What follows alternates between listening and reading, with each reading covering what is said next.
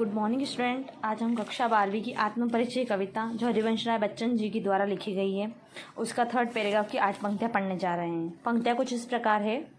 मैं यौवन का उन्माद लिए फिरता हूँ, उन्मादों में अवसाद लिए फिरता हूँ, जो मुझको बाहर हंसाती रुलाती भीतर मैं हाय किसी की याद लिए फिरता हूँ।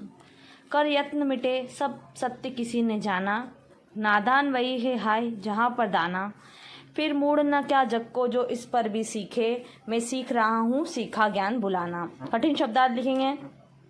यौवन का है जवानी, उन्माद का पागलपन, अवसाद उदासी या दुख, यत्न मतलब प्रयास या कोशिश, नादान नासमझ, दाना चतुर या ज्ञानी, मूड मतलब मूर्ख। हम व्याख्या करते हैं। व्याख्या फर्स्ट लाइन की, मैं यौवन का उन्माद लिए फिरता हूँ। कवि कहते हैं कि वे अपने अंदर जवानी की विशेष उमंग या पागलपन लिए रहते हैं। कवि कहते हैं कि वे अपने अंदर जवानी की या युवा अवस्था की विशेष उमंग, जिसको हम पागलपन कह सकते हैं, लिए रहते हैं। उन्मादों में अवसाद लिए फिरता हूँ। सेकेंड लाइन का अर्थ है, पर कवि की इस उमंग में एक प्रकार की उदासी भी है। कवि यहाँ पे बहुत विशेष उमंग लिए घूम रहा है, लेकिन उसके उमंग में भी एक प्रकार की उदासी है। किस प्रकार की उदासी है? प्रेम की उदासी लिए वो घूम रहा है। कवि के जीवन में कोई ऐसा व्यक्ति था जो अब उससे दूर हो गया, जिसके कारण कवि बहुत उदास है। कवि की इस उमंग में भी एक प्रकार की उदासी है, प्रेम की उदासी कवि लिए घूम रहे हैं। जो मुझको बाहर हंसाती रुलाती भीतर मैं हाय किसी की याद लिए फिरता हूँ। कवि कहते हैं कि इसलिए कि वे केवल दुनिया को दिखाने के लिए खुश रहते हैं, किंतु अंदर ही अंदर रोते रहते हैं।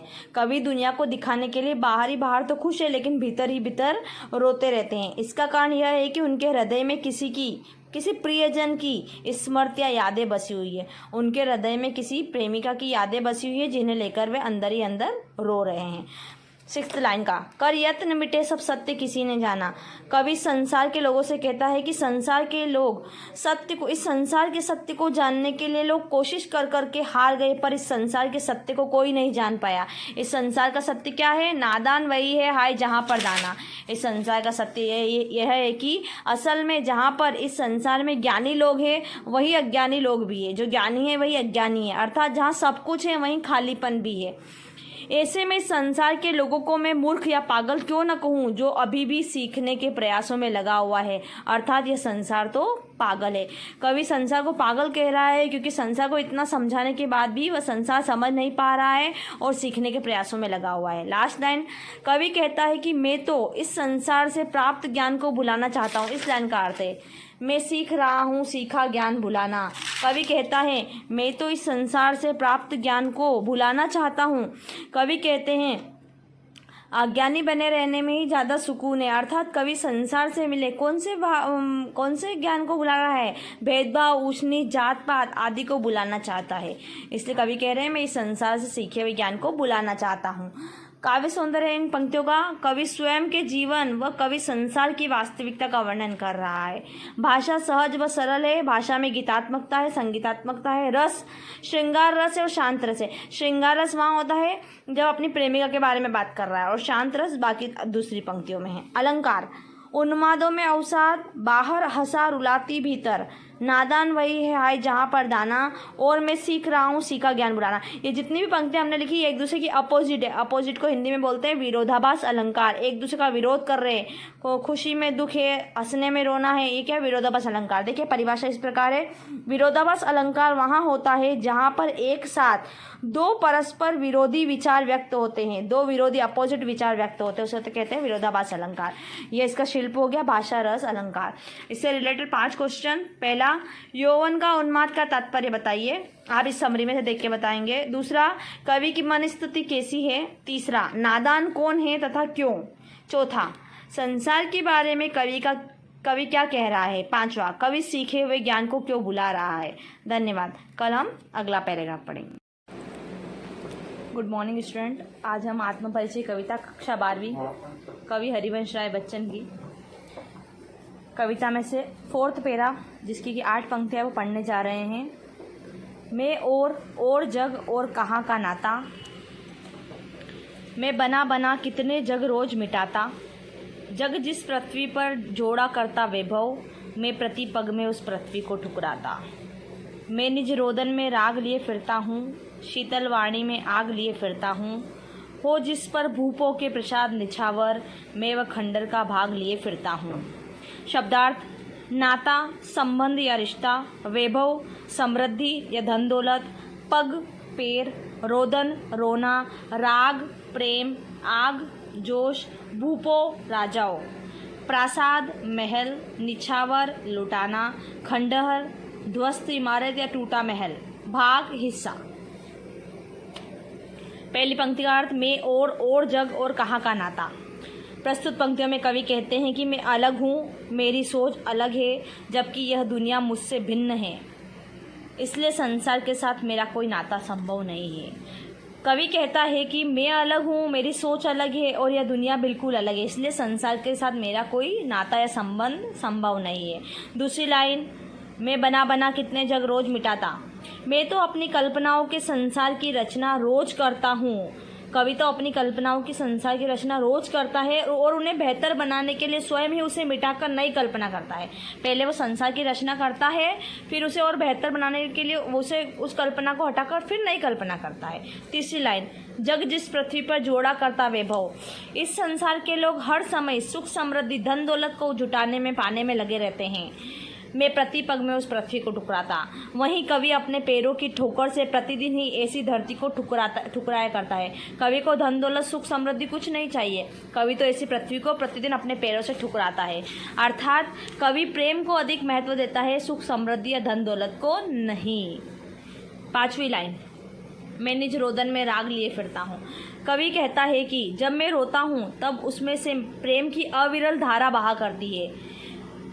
कवि कहता है कि जब मैं रोता हूँ तब उसमें से प्रेम की अविरल धारा बहा करती है। मेरी वाणी शीतल है, किंतु वह उन शब्दों का उच्चारण करती है जिनमें आग होती है। मेरी वाणी में संसार की बुराइयों को जला डालने की क्षमता है। कवि की वाणी तो शीतल है, लेकिन उसकी वाणी में इतनी ताकत है कि संसार की बुराइयों को जला डाले। सातवीं लाइन: हो जिस पर भूपों के प्रसाद निछावर, मैं वह खंडर का भाग लिए फिरता हूँ। प्रस्तुत पंक्ति में कवि कह रहा है कि मेरा जीवन एक टूटे फूटे खंडर के समान है, फिर भी मेरा जीवन एक ऐसे प्रेम का खंडर है जिस पर बड़े बड़े राजाओं के आलीशान महल भी लुटाए जा सके। कवि का जीवन एक खंडर के समान है, लेकिन काय का खंडर है? प्रेम का खंडर, जिस पर बड़े बड़े राजा महाराजे भी अपना महल लुटाना चाहते हैं। तात्पर्य यह है कि प्रेम का खंडर जीवन महल की तुलना में अधिक मूल्यवान है। खंडर जीवन, प्रेम का खंडर जीवन भी महल की तुलना में अधिक मूल्यवान है। महल किस काम का यदि उसमें प्रेम भाव ही ना हो, इसलिए कवि ने अपने खंडर जीवन को अधिक मूल्यवान बताया है। काव्य सौंदर्य: कवि ने अपने जीवन की विशेष स्थिति का चित्रण इन पंक्तियों में किया है। भाषा सहज सरल है। रस, वियोग श्रृंगार रस का वर्णन किया गया है। कवि अपनी प्रेमिका के से दूर हो गया, इसलिए वियोग श्रृंगार रस है। अलंकार: रोदन में राग, शीतल वाणी में आग। इन दोनों में विरोधाभास अलंकार। विरोधाभास अलंकार कहाँ होता है? जब अपोजिट स्थिति सामने आती है। बना बना, पुनरुक्ति प्रकाश अलंकार। नोट: पुनरुक्ति प्रकाश अलंकार जहाँ एक ही शब्द एक से अधिक बार एक ही अर्थ के साथ आए। यहाँ बार बना बना दोनों का अर्थ एक ही है, दो बार आ रहा है लेकिन अर्थ एक ही है। मैं और जग और में कौन सा अलंकार है? यमक अलंकार। यमक अलंकार की परिभाषा कुछ इस प्रकार है: यमक अलंकार जहाँ पर एक ही शब्द की आवृत्ति बार बार हो परंतु हर बार उसका अर्थ भिन्न हो। यहाँ पे देखिए और कितनी बार आ रहा है? 3 बार, लेकिन तीनों बार अर्थ अलग है, इसलिए कौन सा अलंकार? यमक अलंकार। देखिए पहले और का मतलब है मेरा अस्तित्व, और जग का मतलब है संसार का अस्तित्व, और तीसरा जो और है वो दोनों को जोड़ने के लिए प्रयोग हुआ। इस तरह तीनों और का अलग अलग मीनिंग है, इसलिए यमक अलंकार है। ये काव्य सौंदर्य हो गया। अब इससे रिलेटेड कुछ क्वेश्चन। प्रश्न 1: कवि और संसार के बीच क्या संबंध है? प्रश्न 2: शीतल वाणी में आग से कवि का क्या तात्पर्य है? प्रश्न 3: कवि और संसार के बीच क्या विरोधी स्थिति है? प्रश्न 4: कवि ने ऐसा क्यों कहा है कि मेरे जीवन पर राजाओं के विशाल महल भी न्योछावर है? आप इन चारों प्रश्न के उत्तर समरी में से प्राप्त कर पाएंगे। धन्यवाद। Good morning student. आज हम आत्मपरिचय कविता कक्षा 12 कवि हरिवंश राय बच्चन का 5th पैरा, जिसकी 8 पंक्तियाँ हैं, वो पढ़ने जा रहे हैं। ये लास्ट पैरा है हमारा। मैं रोया इसको तुम कहते हो गाना, मैं फूट पड़ा तुम कहते छंद बनाना। क्यों कवि कहकर संसार मुझे अपनाए, मैं दुनिया का हूँ एक दीवाना। मैं दीवानों का वेश लिए फिरता हूँ, मैं मादकता निशेष लिए फिरता हूँ। जिसको सुनकर जग झूम झुके लहराए, मैं मस्ती का संदेश लिए फिरता हूँ।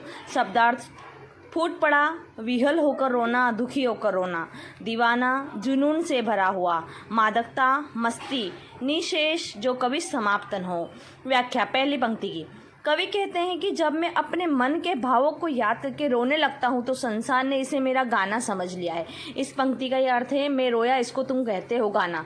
कवि कहते हैं कि जब मैं अपने मन के भावों को याद करके रोने लगा तो संसार ने इसे मेरा गाना समझ लिया। सेकेंड लाइन, इसी प्रकार जब मैं मन की पीड़ा से विहल हो गया तो उसे छंद निर्माण माना गया। उसी प्रकार जब मैं मन की पीड़ा से विहल हो गया तो उसे छंद निर्माण माना गया।